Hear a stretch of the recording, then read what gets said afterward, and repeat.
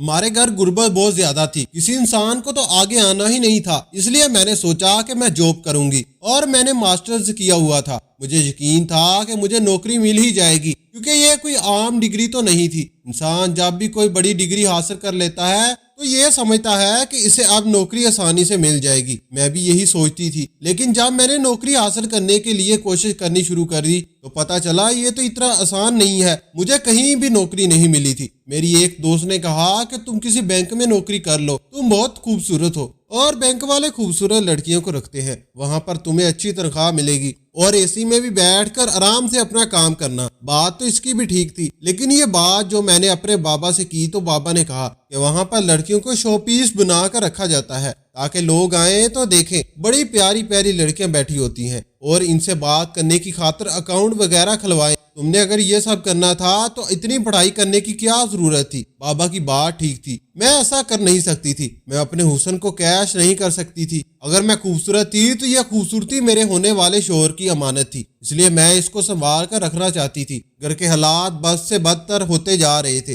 अब्बू की पेंशन के सहारे पर घर नहीं चलता था। मेरे और बहन भाई भी थे और अम्मी भी आजकल बार बार यही कहती थी कि बहुत ज्यादा महंगाई हो गई है, घर चलाना मुश्किल हो गया है। फिर मेरी एक दोस्त ने मुझे एक अंकल के होटल में जॉब लगवा दी। तनख्वाह तो बहुत कम थी, मगर मजबूरी में ये जॉब करना पड़ी। मगर वहां रहकर मुझे अब्बू की सब बातें सच लगने लगी। मुझे वहां पर आते जाते लोग यूं देखते थे कि कहीं उन्होंने जिंदगी में किसी लड़की को नहीं देखा। मुझे इनकी नजरों से बहुत खौफ आता। मैं दिन रात दुआएं करती कि जल्द से जल्द मेरी जॉब किसी और जगह लग जाए और मेरी यहाँ से जान छूट जाए। एक दिन ऐसे ही मैंने बस स्टॉप पर खड़ी थी जब मेरे साथ मेरी एक जिंदगी का एक सबसे बड़ा वाकया हुआ, और वो ये कि मेरे साथ एक औरत आकर खड़ी होगी। इस दिन मैं एक जगह इंटरव्यू देने के लिए जा रही थी। वो किसी अमीर घराने की लग रही थी। इसने मुझ पर एक नजर देखा और कहा कि नौकरी की तलाश में हो। मैंने कहा जी। उन्होंने कहा कि तुम्हें पता है कि इस शहर में कितने लोग इसी फाइल को अपने गले से लगाए नौकरी हासिल करने के लिए निकलते हैं।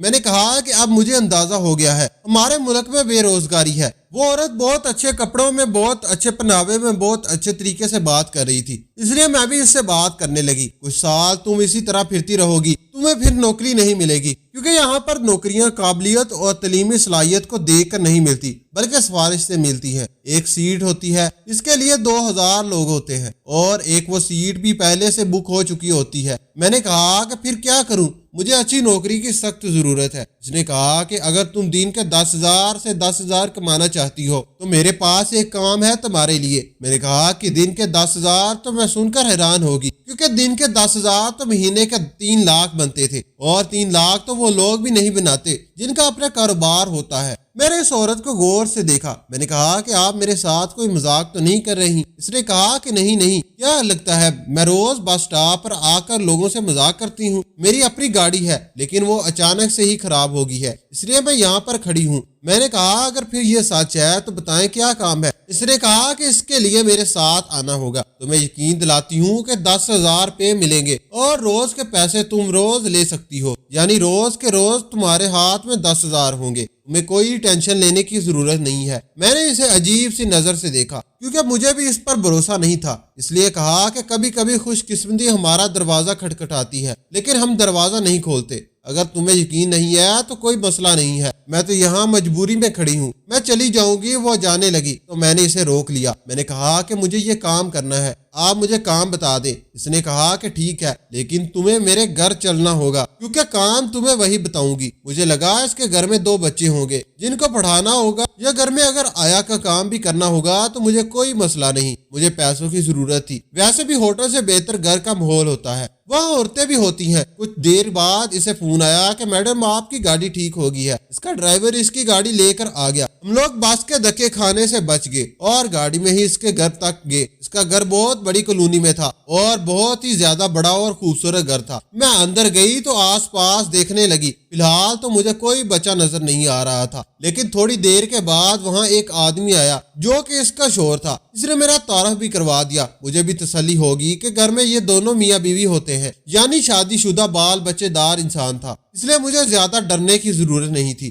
انہوں نے مجھے ڈرائنگ روم میں بٹھایا اور وہ دونوں میاں بیوی بہت اچھے تھے۔ عورت نے مجھ سے باتیں کی اور باتوں باتوں میں بتایا کہ میری امی آج کل بیمار ہے، پچھلے والا بنگلہ ان کا ہے، میں زیادہ ٹائم انہی کے پاس ہوتی ہوں۔ مجھے لگا کہ شاید انہیں کام کے لیے کوئی لڑکی چاہیے، پر انہوں نے اس کی طرف کوئی بات نہیں کی اور وہاں سے چلی گئی اور جاتے ہوئے کہا کہ میرا شوہر تمہیں کام سمجھا دے گا، تمہیں گھبرانے کی بالکل ضرورت نہیں ہے، کسی چیز کی ضرورت ہو تو مجھے بتا دینا، تم بہت اچھی ہو۔ وہ یہ کہتے ہوئے وہاں سے چلی گئی اور میں کمرے میں اکیلی بیٹھی تھی۔ میں کمرے کو دیکھ رہی تھی۔ اس کمرے میں اتنی زیادہ مہنگی چیزیں پڑی ہوئی تھی۔ ان لوگوں کے لیے 10,000 دینا تو ایسا ہی تھا جیسے کسی کو 10 روپے دے دینا۔ تھوڑی دیر بعد وہ ایک جوس کا گلاس لے کر آگے اور کہا نہیں لو، ویسے بھی میں تھکی ہوئی تھی پورے دن کی۔ میں نے جوس پی لیا۔ مجھے یہ جوس کوئی دیسی جوس نہیں لگ رہا تھا جیسے ہمارے گھر میں ہوتے ہیں، یہ تو کوئی باہر کا جوس لگ رہا تھا، بہت ہی زیادہ مزیدار تھا اور ایسا جوس میں نے آج تک نہیں پیا تھا۔ سر میرے سے کافی فاصلے پر بیٹھ گئے تھے۔ میں نے جوس بھی لیا اور کہا کہ مجھے بتا دیں میرا کام کیا ہے۔ انہوں نے کہا کہ پہلے تم آج کے پیسے رکھ لو۔ میں نے کہا کہ میں کوئی کام نہیں کیا۔ تو انہوں نے کہا کہ تم نے کام کر دیا ہے،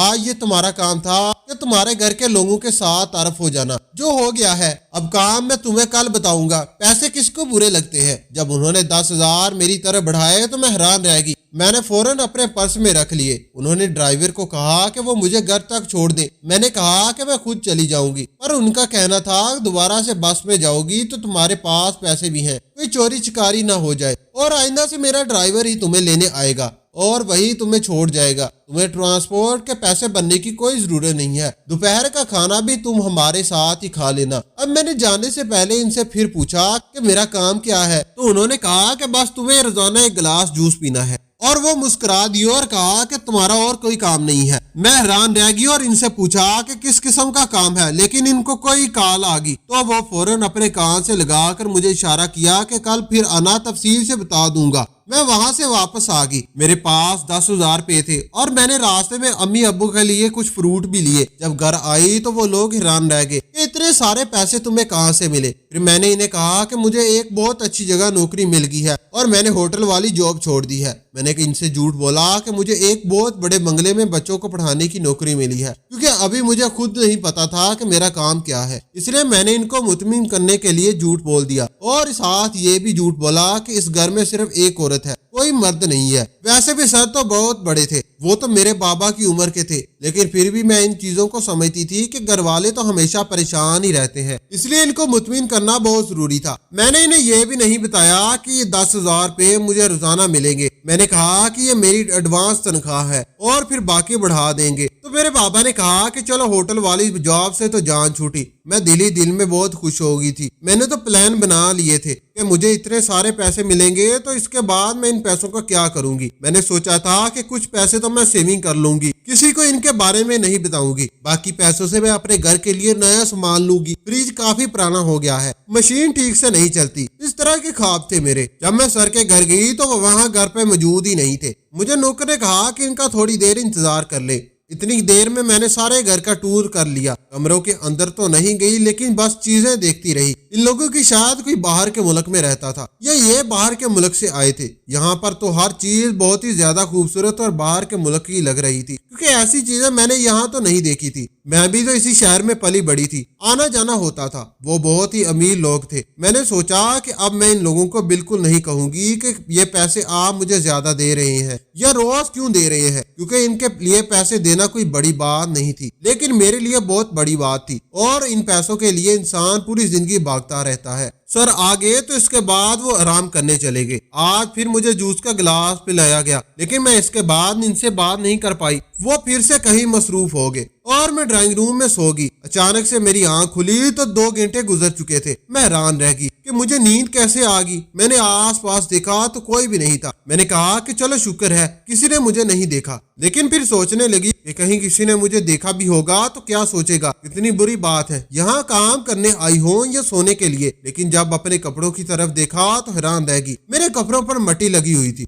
और ऐसे लगता था मेरे कपड़े दोबारा से पहनाए गए हो। मैं समझ नहीं पाई थी कि ये सब क्या है। खैर थोड़ी देर के बाद सर आ गए तो उन्होंने बताया कि मैं सो गई थी। तो उन्होंने कहा कि कोई बात नहीं, इस उम्र में बहुत नींद आती है। जब मैं तुम्हारे जितना था तो मैं भी स्कूल में ही सो जाता था। सर बहुत अच्छे थे और अच्छे तरीके से बात करते थे। वो फिर से वापस चले गए और ये सिलसिला यूं ही चलता रहा। मेरे दिमाग में यही बात चल रही थी कि काम कोई हो ना हो, पैसे मिल रहे थे, क्योंकि जाते हुए अगर वो खुद भी मौजूद नहीं होते तो मुंशी को पैसे दे जाते थे। वो मुझे मेरी अमानत के तौर पर पैसे दे देता था। कहता था कि ये सर ने आपके लिए दिए हैं। मैं पैसे अपने पर्स में रख लेती थी और एक हफ्ते के अंदर ही मेरे पास 70,000 रुपए जमा हो गए। मैं बहुत ज्यादा खुश थी। अब मैंने काम के बारे में सोचना छोड़ दिया था, क्योंकि मुझे तो पैसे मिल रहे थे और मैं थोड़ी सी लालची भी हो गई थी, क्योंकि जब पैसे आ रहे थे तो मुझे क्या जरूरत है अच्छा बनने की। लेकिन ये रोज ही होता था। जैसे ही मैं जूस का गिलास पीती थी मुझे नींद आ जाती थी और इसके बाद मेरे कपड़ों पर मट्टी लगी होती थी। नींद आ जाने तक मुझे कुछ मामला समझ नहीं आ रहा था, लेकिन कपड़ों पर मट्टी कहाँ से लगती थी। मैंने इस बारे में नौकरानी से पूछा, ये जूस कौन बनाता है, किस चीज का जूस है, क्योंकि जैसे ही मैं जूस पीती हूँ मुझे नींद आ जाती है। मैंने नौकरानी से कहा कि ये जूस साहब बाहर से मंगवाते हैं, किसी को नहीं देते। तुम खुशकिस्मत हो, बाहर का जूस पीने को मिल रहा है, इसके बहुत फायदे हैं, इसमें ताकत होती है। मैंने कहा बात तो ठीक है तुम्हारी। इधर घर में भी आहिस्ता आहिस्ता बताने लगी कि पैसे बढ़ा दिए गए हैं और अब मुझे रोजाना की बुनियाद पर पैसे दिए जाएंगे। घर की चीजें भी ले रही थी। लेकिन एक दिन दोस्तों के साथ गई तो अचानक ही मुझे चक्कर आ गए और वो मुझे अस्पताल ले गए। अस्पताल वालों ने कहा कि आपको बहुत ज्यादा कमजोरी हो गई है, आप अपनी खुराक पर तवज्जो दें। लेकिन मैं हैरान इस बात पर थी कि मैं तो कोई काम ही नहीं करती थी, फिर भी मेरी कमजोरी हो रही थी। मेरे साथ ऐसा क्या हो रहा था जिसकी वजह से मैं कमजोर हो रही थी। ये बात भी मैंने घर में नहीं बताई थी और ना ही अम्मी परेशान हो जाती और मुझे काम पर जाने नहीं देती। लेकिन एक और बात भी मुझे अजीब सी लगी थी कि जब से मैं काम पर जा रही थी मैंने सर की बीवी को सिर्फ एक दफा ही देखा था। फिर मैंने नौकरानी से पूछा कि सर की बीवी कहाँ है, इनको मैंने इतने दिनों से नहीं देखा। तो नौकरानी ने कहा कि तुम भी छोटी छोटी बातों नोट करती हो। मैंने कहा कि नहीं, वो बहुत अच्छी है, मेरे साथ बड़े अच्छे तरीके से बात करती थी। नौकरानी ने कहा कि तुम टेंशन मत लो, वो 1-2 दिन तक वापस आ जाएंगी, साहब इनसे बड़ा प्यार करते हैं। दोनों की मोहब्बत की शादी थी। ये नौकरानी बाकी करके काम नहीं करती थी बल्कि सबसे काम करवाती थी। अब मेरी तबीयत बहुत खराब रहने लगी थी। मुझे समझ नहीं आ रही थी कि मेरे साथ क्या हो रहा है। डॉक्टर ने मुझे कहा लगता है आप कोई मेहनत का काम कर रही हैं। जब मैंने कहा कि ऐसा कोई काम नहीं कर रही, खैर मैं वहां से वापस आ गई।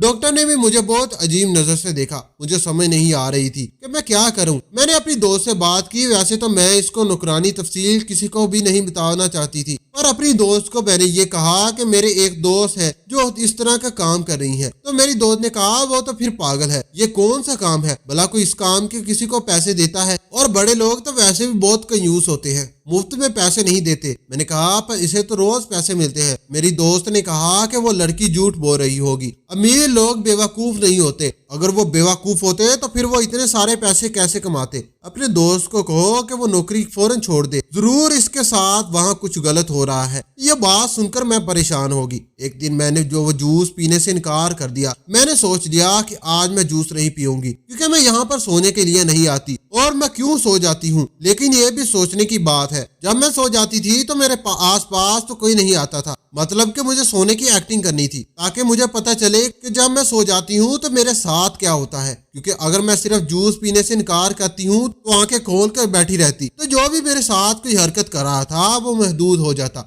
लेकिन एक्टिंग करना भी कोई आसान काम था ही नहीं। मैं इतनी बहादुर नहीं थी, फिर भी मुझे आज बहादुरी का मुजाहरा करना था। मेरे लिए ये बहुत मुश्किल काम था, लेकिन फिर भी मैंने हिम्मत कर ली। आज मैंने जूस ले लिया, लेकिन आज मैंने इसको पीने की बजाय ड्राइंग रूम में रखे एक बड़े गमले की मिट्टी में डाल दिया ताकि पता चले कि मैंने जूस पी लिया है। जब नौकरानी ने मुझे देखा तो मैंने खाली गिलास मुंह से लगाया और बर्तन रखने के लिए किचन में गई। मैंने कहा कि बहुत मजेदार जूस है, 1 महीने से पी रही हूँ लेकिन दिल नहीं भर रहा। इसने कहा कि हाँ ये तो ऐसा ही है। मैंने कहा कि तुम भी पी लो। इसने कहा नहीं, मैं नहीं पी सकती। یہ تو بڑے صاحب کا ہے۔ میں نے کہا بہت مزیدار جوس ہے۔ میں نے کہا کہ جب میں پی رہی ہوں تو پھر تم کیوں نہیں پی سکتی؟ میری طرح تم بھی تو اس گھر میں کام کرتی ہو۔ لیکن نوکرانی تو اس طرح کا رد عمل دیا جیسے وہ جوس نہیں کوئی زہر ہے۔ میں نے بھی زیادہ دباؤ نہیں ڈالا، وہ مجھے پتا چل گیا تھا۔ میں نے کہا کہ تم ڈرائنگ روم میں بیٹھ جاؤ، صاحب آتے ہی ہوں گے تو انہوں نے آج تم سے کوئی ضروری بات کرنی ہے۔ میں نے کہا ٹھیک ہے۔ میں ڈرائنگ روم میں گئی اور 5 منٹ کے بعد میں نے سونے کی ایکٹنگ کی اور اپنا سر صوفے پر رکھ کر میں نے آنکھیں بند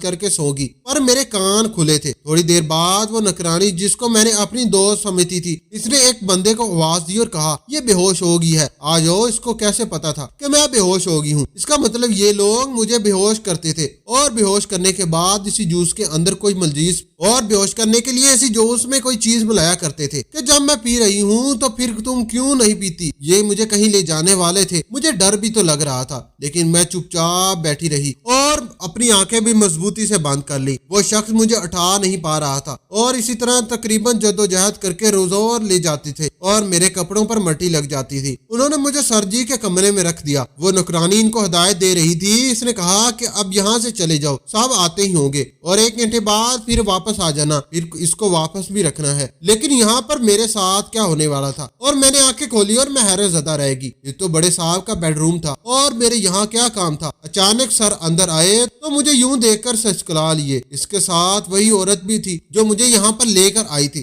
آج ساری حقیقت مجھ پر کھل چکی تھی۔ وہ سر کی بیوی نہیں بلکہ وہ ان کی نوکرانی تھی جو صاحب کے لیے ایسے خوبصورت لڑکیوں کو بیوقوف بنانے کے لیے آتی تھی۔ میں نے اس کو دھمکی دے دی کہ میرے قریب مت آنا ورنہ میں پولیس کو بتا دوں گی۔ وہ گھٹیا انسان ہنس کر کہنے لگا جاؤ، تم میرا کیا بگاڑ لو گی؟ ویسے بھی اب میرا دل تم سے بھر چکا ہے۔ یا میرے ساتھ کیا ہو رہا تھا؟ میں تو بیوقوف تھی، میری آنکھوں سے آنسو نکل آئے تھے، میری زندگی برباد ہو گئی تھی، لیکن زندگی مزید برباد نہیں کر سکتی تھی۔ میں وہیں سے اٹھی اور بنگلے سے باہر نکل آئی۔ مجھے اپنا چھوٹا اور بڑا محسوس ہو رہا تھا کہ میں بتا ہی نہیں سکتی۔ گھر والوں کو یہی کہا کہ بچوں کو پڑھاتی ہوں، ورنہ وہ بھی مجھے سمجھاتے کہ بھلا اس طرح کوئی کسی کو کیسے پیسے دیتا ہے۔ یہ لوگ تو میرا فائدہ اٹھا رہے تھے۔ میں گھر آ گئی۔ اس کے بعد میں ساری رات روتی رہی، یہاں تک کہ میرے گھر والوں کو بھی پتہ چل گیا۔ میں نے کہا جس بچے کو میں پڑھاتی تھی وہ فیل ہو گیا ہے۔ امی نے کہا کہ ہم جا کر بات کریں گے ان سے، اس میں تمہارا کیا قصور؟ ان کا بچہ اپنا ہی لائق نہ تھا۔ میں نے کہا کہ نہیں، ایسی کوئی بات نہیں ہے، اس سے بات کرنے کی ضرورت نہیں ہے، مجھے ویسے بھی کام سے نکال دیا گیا ہے۔ میرے ماں باپ نے مجھے کہا کہ دنیا میں بڑے عجیب سے لوگ ہوتے ہیں، اپنی غلطی دوسرے پر ڈال دیتے ہیں، اس لیے اب تم سے نوکری کرنے کی کوئی ضرورت نہیں ہے، بس ہم تمہاری شادی کریں گے۔ لیکن اب تو میرے لیے زندگی بھی مشکل ہو گئی تھی۔ جو میرے ساتھ ہوا تھا وہ ایک حادثہ تھا اور معاشرے نے اسے میرا گناہ بنا دیا گیا تھا۔